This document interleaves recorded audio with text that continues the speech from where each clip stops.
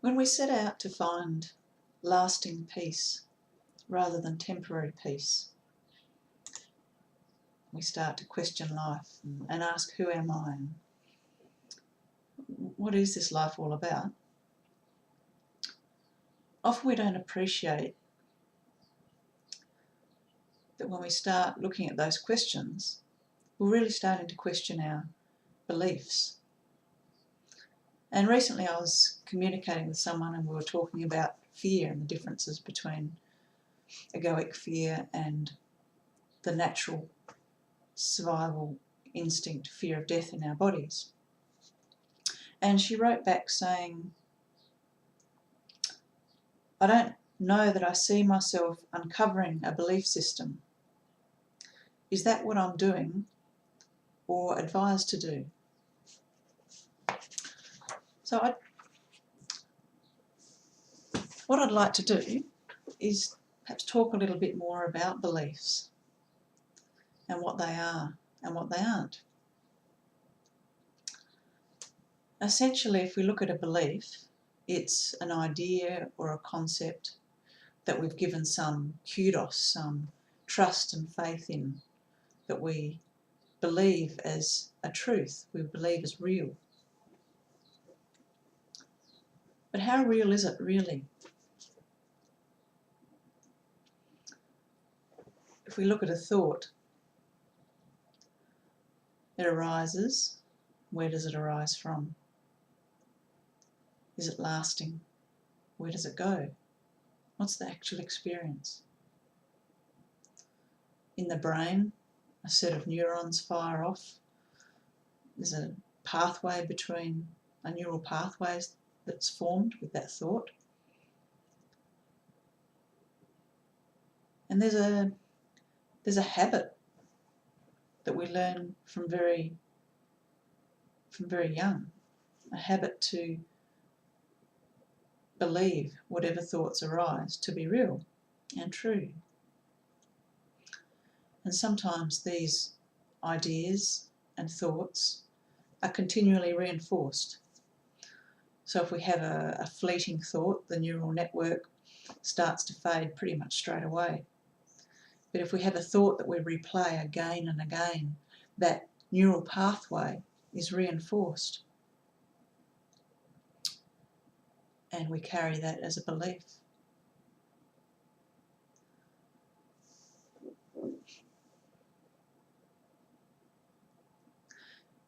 So beliefs.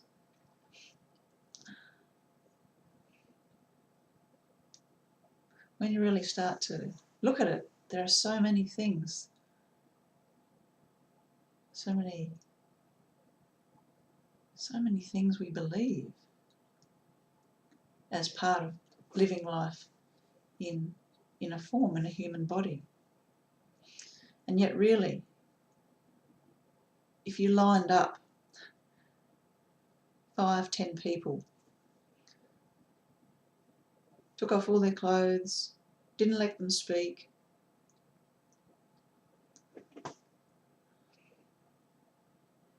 you wouldn't know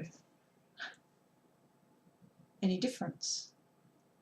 They're all humans, they're all standing there biologically, physiologically. They're all the same. What difference is there, truly? And yet there are so many beliefs that arise from our community and our culture, our individual experiences, that then shape how we view the world and how we treat each other. If we lined up those people, they were all various religious persuasions, shall we say, whether they were gay or lesbian, whether they were royalty, whether they were politicians,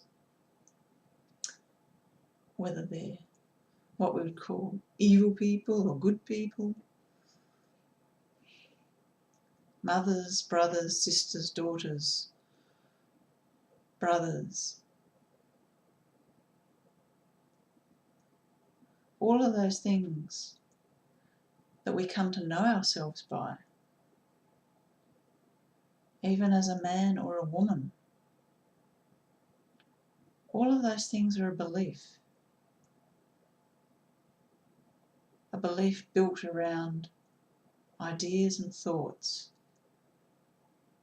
imprints, what we've been trained to see. And it's these beliefs that create so much suffering in the world, that create wars, create differences between people, create suffering and violence.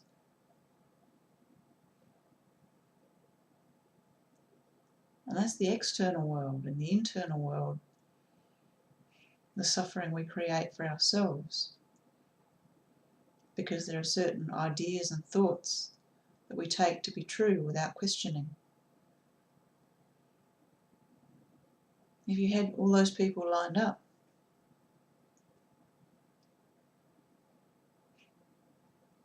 how would you know who to be at war with or not?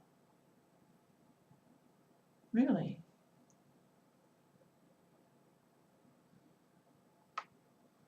Are these people any different from who we are? Physiologically, certainly not.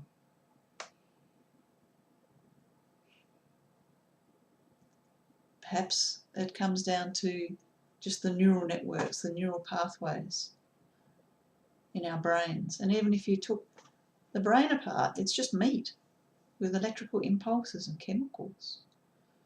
There aren't any labels saying this neural pathway means this or it means that. And yet those firings of electrical impulses, those pathways, how we interpret the words and then believe them, creates the suffering.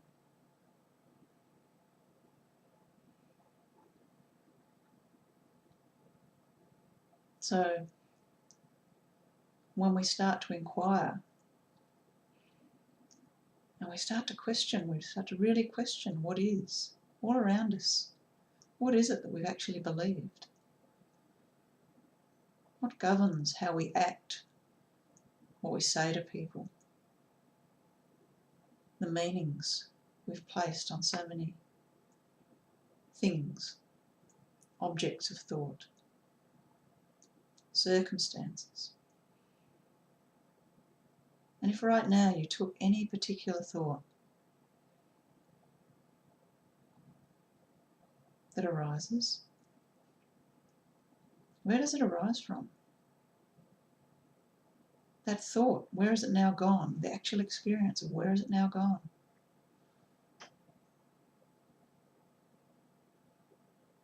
If you were to close your eyes and take your attention to your breathing, the sensations in your body.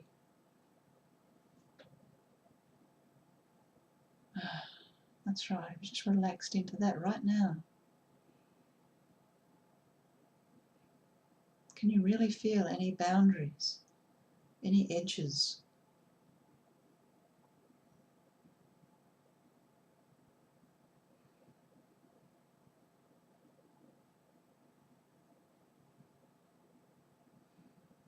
What's truly there? If you let all of the thoughts go, the space between the thoughts, and what's there right now? If you take the opportunity to look at this. And if you open your eyes again,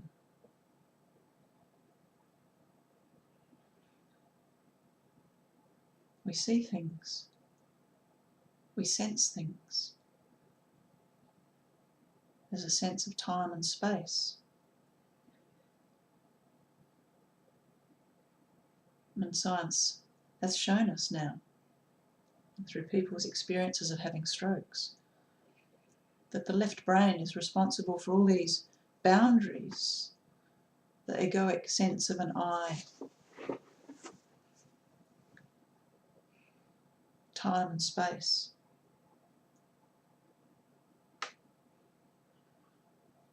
The belief of an I without the very first original I thought.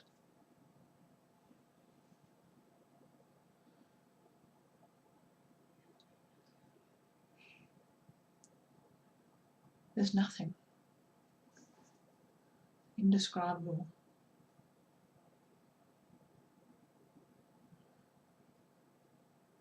Consciousness with no mind, no body. With no I thought, there is no world.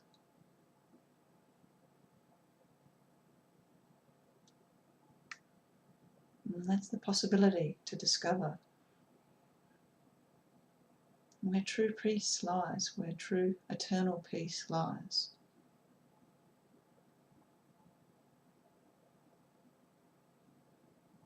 So yes, when we embark on this search for liberation and true peace, to know who we are, it's really about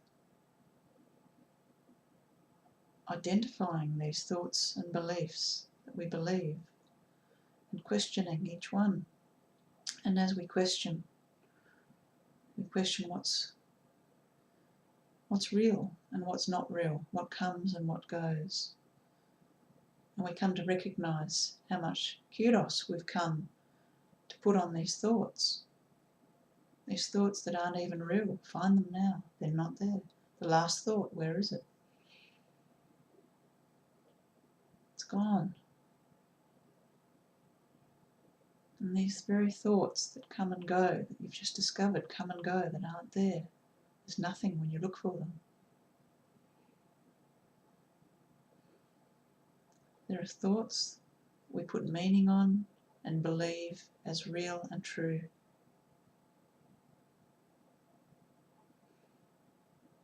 And in that we create suffering. And in that is the invitation to discover what is real and true. What doesn't come and go. These bodies come and go, the emotions come and go.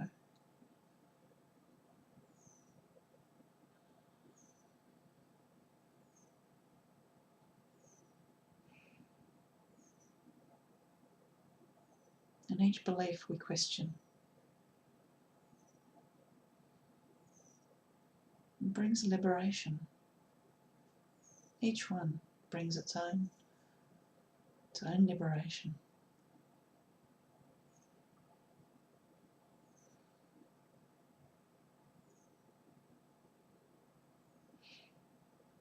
Can you imagine, just for this moment, what it would be like to not believe any thought, to let go of all beliefs and concepts, just in this moment?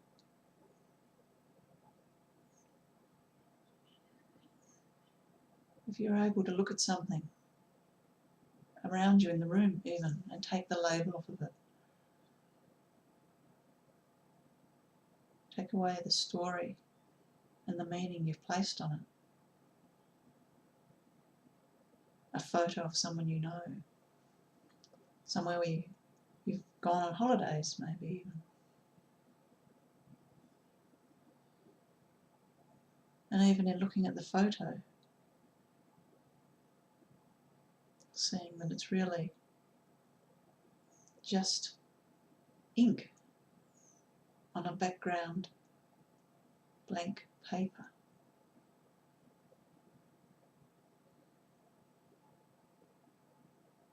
It's actually only a piece of paper.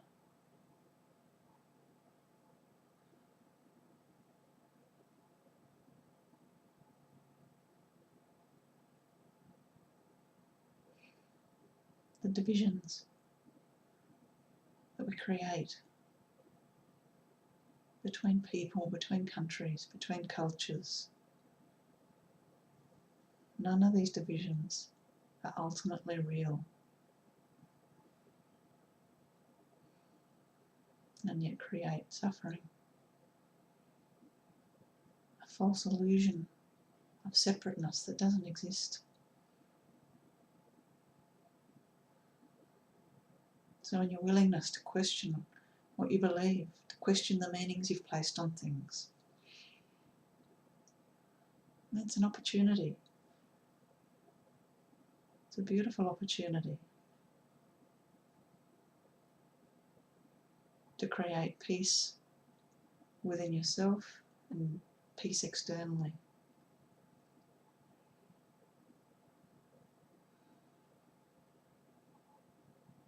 And often these beliefs are created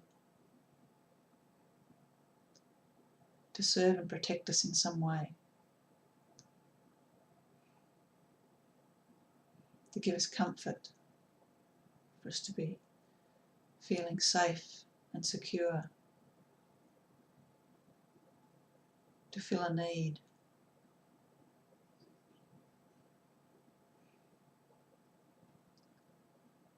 To create a righteousness that keeps us safe, a knowing that keeps us safe, a uniqueness or successful image.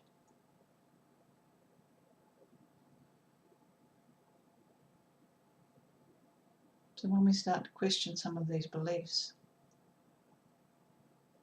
and ask what they're actually doing for me, what are they? What purpose are they serving? What are they protecting? What are they helping me to hide from or avoid or distract myself from? If you're willing to answer those questions and turn inside to discover what's underneath and open to whatever emotions you might encounter, keep opening into those all the way through. There's a possibility of discovering what doesn't come and go, eternal peace and liberation, and freedom from being run from these thoughts and beliefs.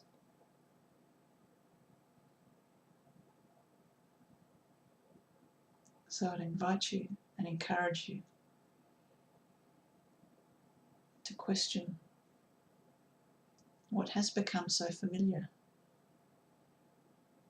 and discover something fresh, the potential to discover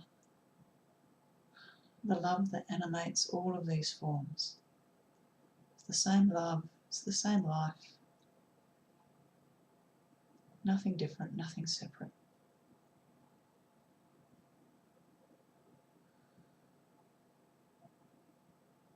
And discover if there's actually something to be afraid of. Is there anything to be angry with, really?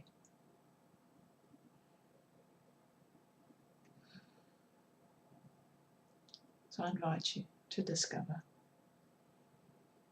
and undress these beliefs and see what you find. Many blessings in that. Thank you.